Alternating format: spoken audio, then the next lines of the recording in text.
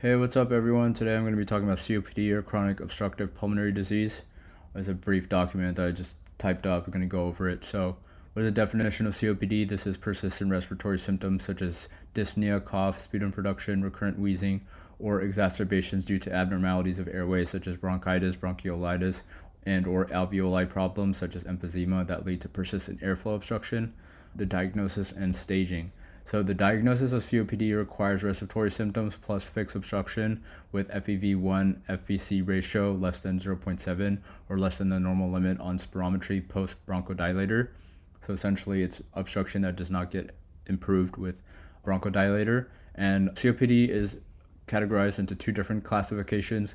Gold grade 1 through 4 is defined by the severity of airflow limitation, so it is a measurement of FEV1 percentage of predicted, and it helps establish prognosis and guide non-medical therapy. So gold grade 1 is mild and it's greater than or equal to 80% FEV1, and moderate is 50 to 79%. This is gold grade 2. Gold grade 3 is severe. This is 30 to 49%. And gold grade 4 is very severe and this is less than 30% of predicted. So the next classification scheme is the letters gold group A, B, or E, defined by the exacerbations and symptoms.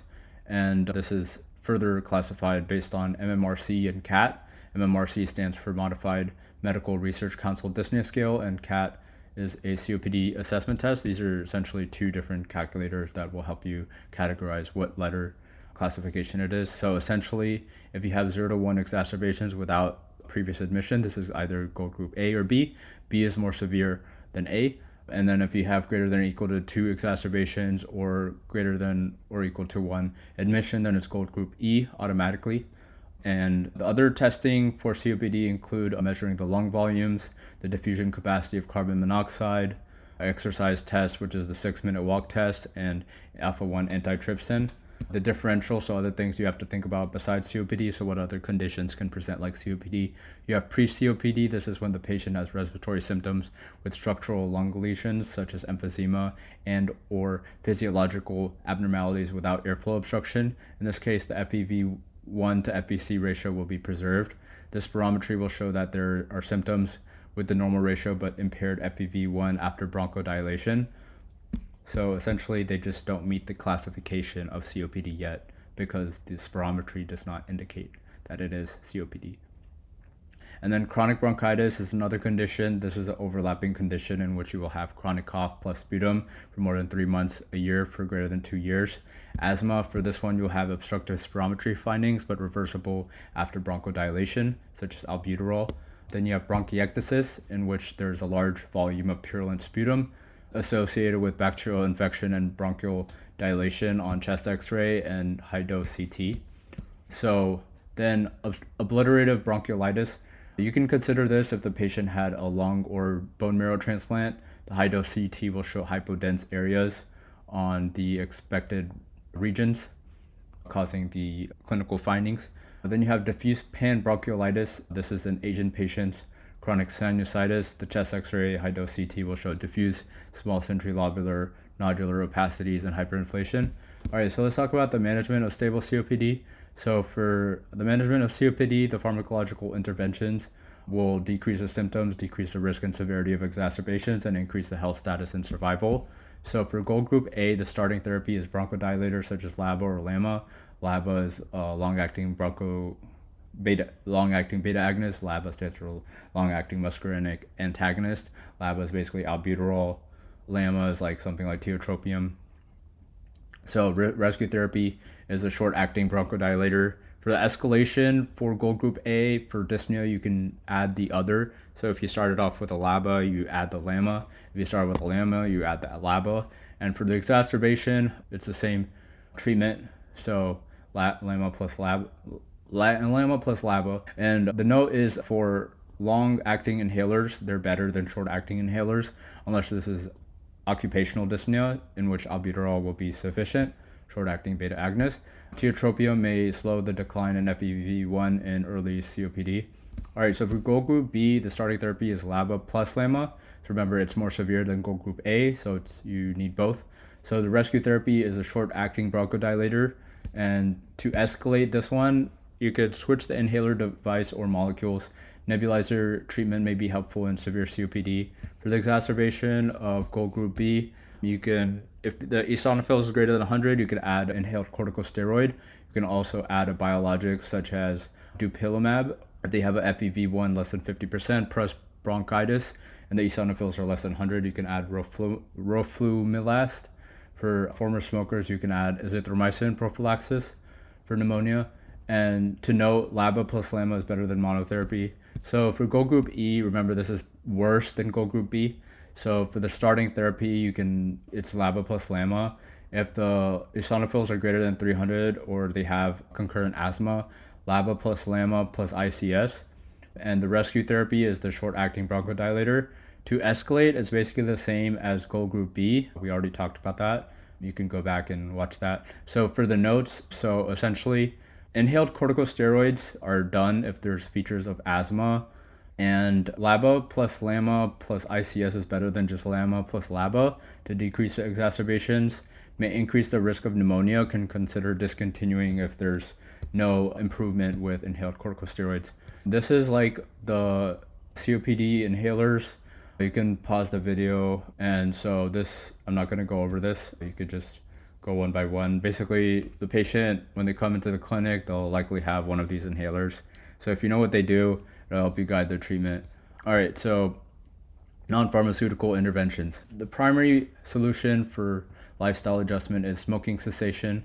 This decreases the mortality. You can make sure the patient is vaccinated against all agents that can make it worse, all infectious agents that can make it worse, like flu, COVID, PCV20, Tdap, zoster, RSV. You can do lung carcinoma screening, so annual low-dose CT if they're between the ages of 50 and 80 and greater than or equal to 20 pack years and has smoked in the last 15 years. You can do pulmonary rehab for gold groups B and E.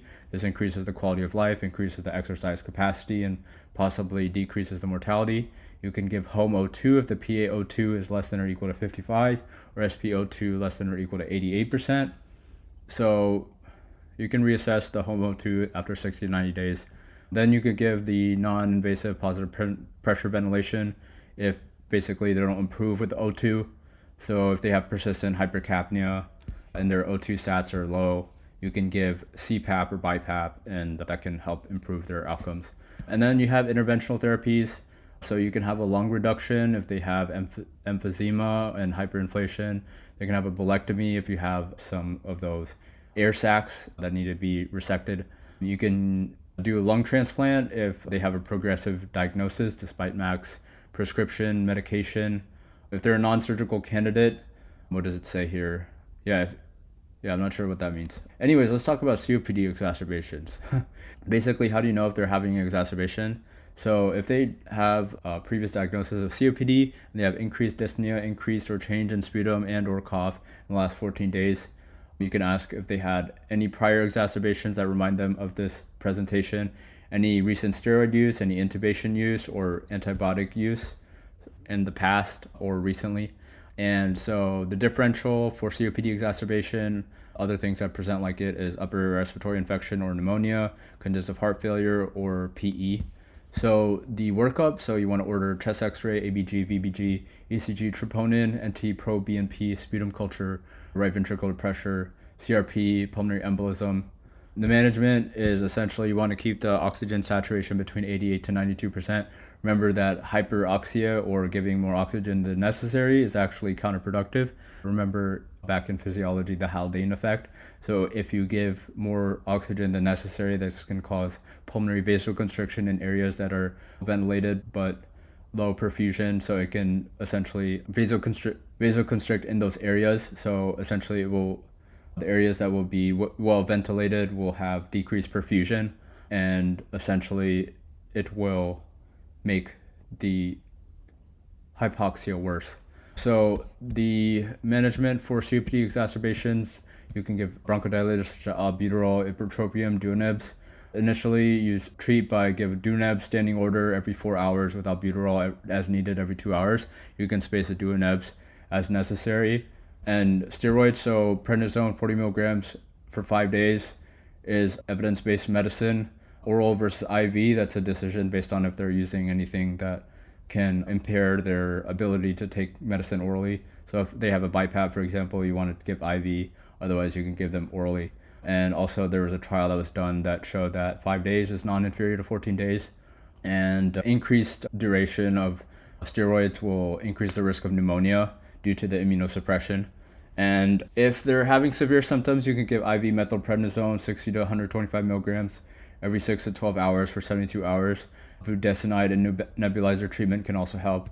All right, let's talk about non-invasive positive pressure ventilation. So if they have respiratory acidosis and there's severe dyspnea, increased work of breathing, persistent hypoxemia, increased mortality risk, if there's intubation, if there's an increased length of stay, then I think it's saying if there's intubation in the past. So you want to go to non-invasive positive pressure ventilation. Intubation is indicated if there's failure of this BiPAP, CPAP, if there's a cardiac arrest, if they have aspiration or vomiting, or patient is on a high dependency unit. Another thing is antibiotics. Antibiotics is controversial in COPD exacerbations, can decrease in mortality, but challenging to identify who will actually benefit from antibiotics. So essentially, if the patient has all three cardinal symptoms of COPD, what are the three cardinal symptoms? Worsening dyspnea, increased frequency and or severity of cough, and increased volume and or purulence of sputum, or 2 out of 3 cardinal symptoms with increased sputum purulence or requiring non-invasive positive pressure ventilation or mechanical ventilation, then antibiotics is indicated. CRP can be useful to determine if they're indicated. Procalcitonin may be useful but can increase mortality when used in the ICU. So choosing the antibiotics is based on the Pseudomonas risk. So essentially, you look at their prior cultures, if they're resistant to any antibiotics. So if there's no Pseudomonas risk factors, then ceftriaxone, fluoroquinolones, amoxicillin, clavinate, dermycin, doxycycline is indicated. If there is PSA risk factors, what is PSA is basically hospital-acquired pneumonia, then essentially you give fluoroquinolone, cefepime, pip, piperacillin, tazobactam. The duration is 5 to 7 days in patients, 3 to 5 if outpatient. If they have concurrent community-acquired pneumonia, treat by community-acquired pneumonia guidelines.